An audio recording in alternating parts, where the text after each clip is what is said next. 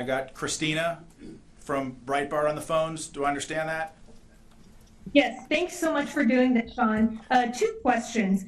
After U.S. strikes against the Houthis on Saturday, the Houthis fired drones and missiles at the Truman. Will there be a response to those attacks? And secondly, the Pentagon has deployed the USS Gravely. Can you tell us a little bit about what it will be doing there, exactly what its mission will be? So I guess I'll address the first part of your question first, Christina, and then General, I'll let you chime in. The question of the Houthis. I mean, what was?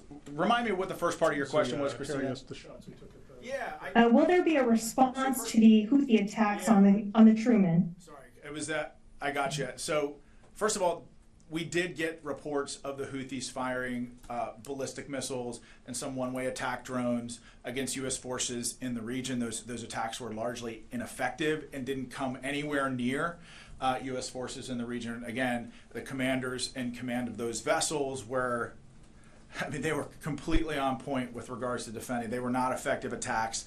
And so I would also say the second part, the answer to the second part of that question is that the response is ongoing. I mean, this isn't, there's going to be, as I mentioned, a very clear end state to this. And I think a lot of that has to do with how the Houthis respond.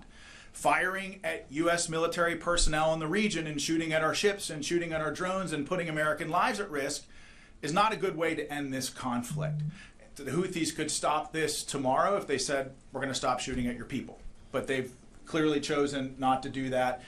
And so this campaign will be relentless to degrade their capability and to open up shipping lanes in the region and to defend our homeland. But General, Thanks, Sean. The only thing I would add is, the Houthis claim to have tried to attack the Harry S. Truman. Quite frankly, it's hard to tell because while we're executing precision strikes, they missed by over 100 miles. So I would just tell you their effectiveness, I would question anything that they claim in the press that they're doing or not doing. It's very hard to tell what they are just based on their level of incompetence that they've demonstrated so far. Sorry, did this one was fired? Yes, that's correct. There's also been a number of other attempts to interdict vessels in the Red Sea using UAVs and some cruise missiles as well. All of those have been easily defeated by our fighter aircraft that are there. General Grinch throwing shade at the Houthis from the podium. I love it. Some of the folks in here know that my previous job I dealt with the Houthis quite a bit. Yes, you did. Yes, you did. Happy to throw shade at them. On the question about the USS Gravely that you had, Christina.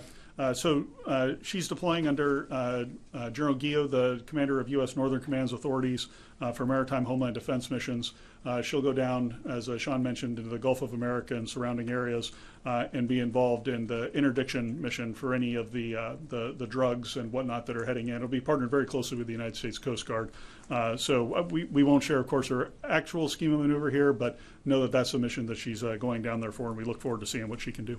And on that point about the USS Gravely, I think it's really important that the President and the Secretary have made very clear 100% operational control of our southern border. I mean, we've got probably close to 10,000 troops on our southern border. We're surging a Stryker Brigade combat team down there to reinforce the land border as well. But there's a sea component to this as well, and that's part of the mission of the USS Gravely is to secure the water routes in defense of our southern border.